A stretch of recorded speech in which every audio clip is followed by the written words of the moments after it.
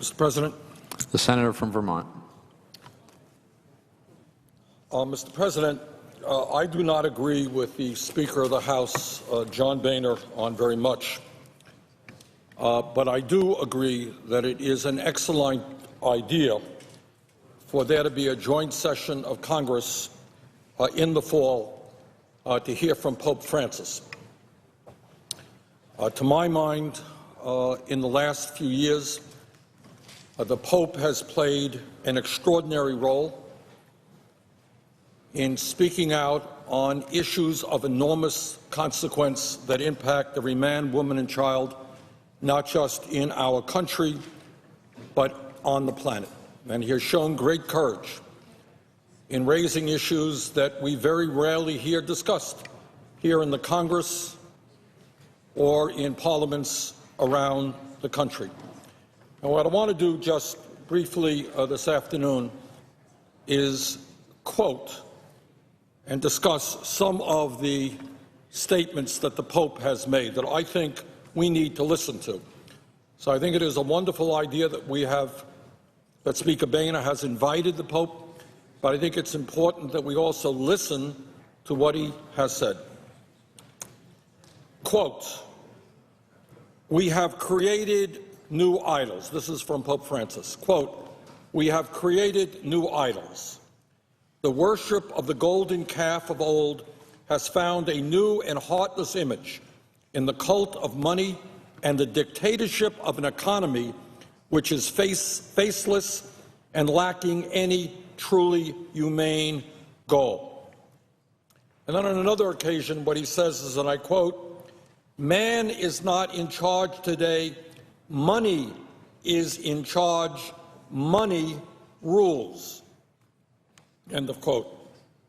And then he says in another quote, "Today, everything comes under the laws of competition and the survival of the fittest, where the powerful feed upon the powerless.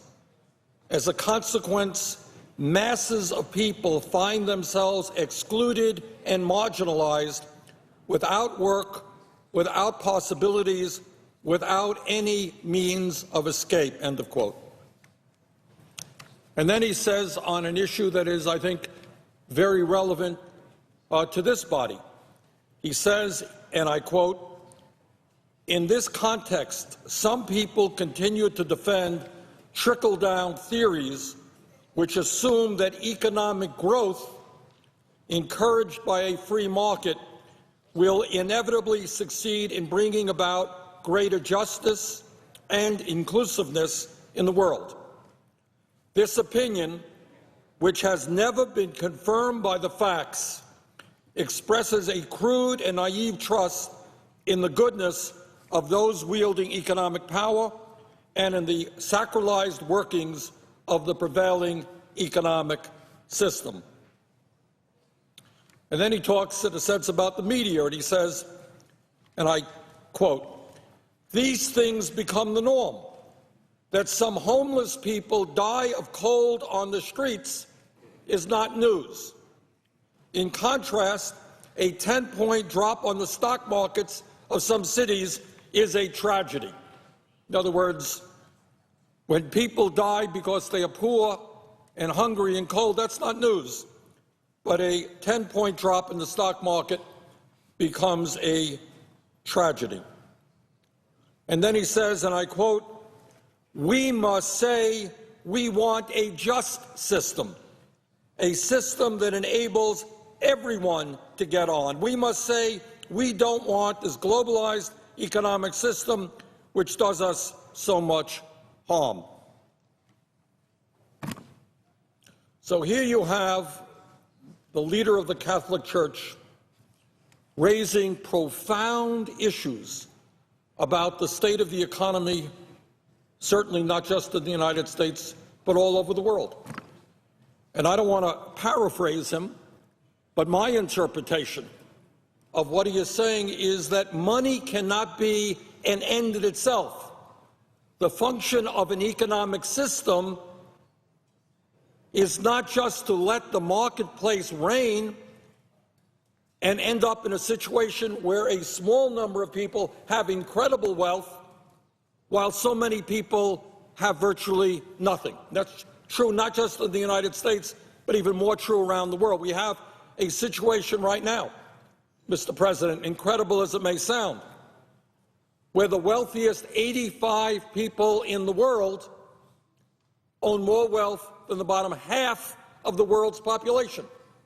85 phenomenally wealthy billionaires here, half of the world's population over here, over 3 billion people. Does anybody, in the wildest stretch of their imagination, think that this is anything close to a just world economic system?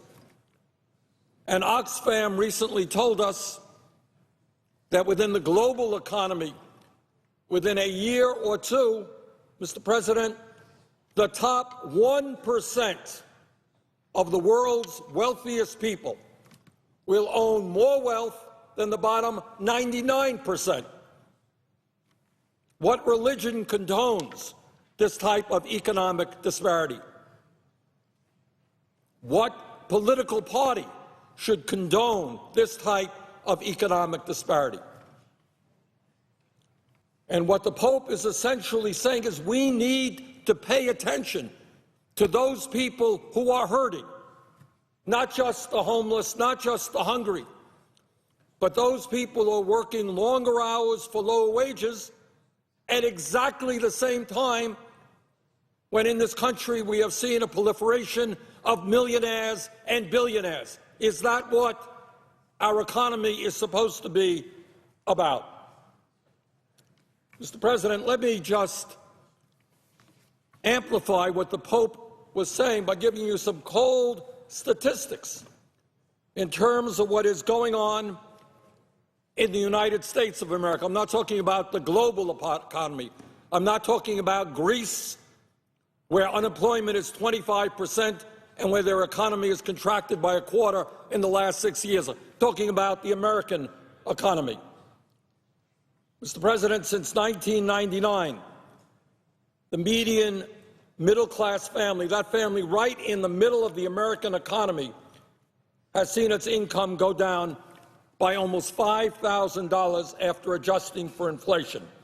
Incredibly, that family earned less income last year than it did 26 years ago, back in 1989. Mr. President, you want to know why people in America are angry? Whether they're in the Occupy Wall Street movement and consider themselves progressive, whether they're in the Tea Party movement, consider themselves conservative, the median male worker, that man right in the middle of the American economy, earned $783 less last year than he did 42 years ago. In other words, you've seen an explosion of technology, productivity, but the male worker in the middle of the economy, and inflation adjusted for dollars, made $783 less last year than he did 42 years ago, while the median female worker, that woman in the middle of the American economy, earned $1,300 less last year than she did in 2007. So all over this country, you're seeing men and women working longer hours for lower wages. You're seeing people working not one job, but 2 jobs, 3 jobs, in order to cobble together the income they need and maybe some health care as well. But while the middle class continues to disappear on a 40-year trajectory, the wealthiest people and the largest corporations are doing phenomenally well. And the gap between the very, very rich and everybody else is growing wider. And this is what the Pope means, I think, when he says, and I quote, "While the income of a minority is increasing exponentially, that of the majority is crumbling. This imbalance results from ideologies which uphold the absolute autonomy of markets and financial speculation, and thus deny the right of control to states, which are themselves charged with providing for the common good." End of quote from Pope Francis. So what does he mean when he talks about the income of a minority increasing exponentially while the majority is crumbling. Well, let me give you some examples. I talked about male wages, female wages, median family income.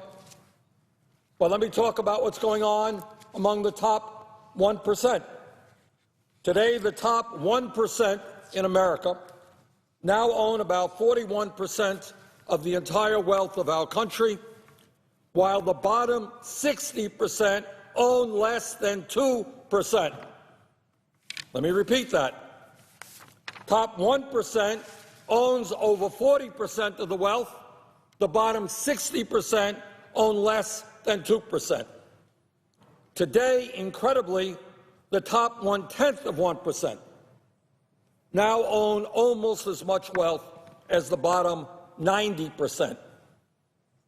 1/10 of 1%, 16,000 families own almost as much wealth as the bottom 300 million people in our country. Today, the Walton family, the owner of Walmart, wealthiest family in America, is now worth $153 billion, more wealth in one family than the bottom 40% of Americans. Over the past decade, the net worth of the top 400 billionaires in this country has doubled, up to an astronomical $1 trillion in just 10 years.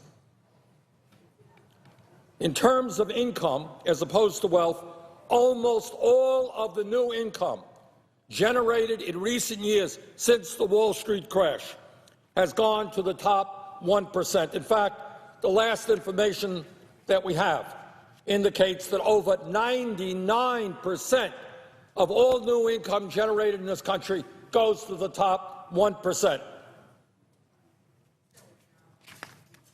The top 25 hedge fund managers on Wall Street made more than $24 billion in 2013, equivalent to the full salaries of more than 425,000 public school teachers.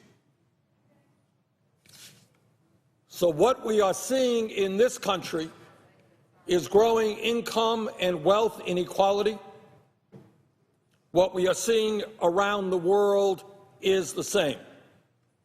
And what troubles me very much, Mr. President, is that in the midst of a disappearing middle class, at a time when we have more people living in poverty today than at almost any time in recent history, I believe that my Republican colleagues on the Budget Committee will bring forth a budget in the next few years which will move us in exactly the wrong direction.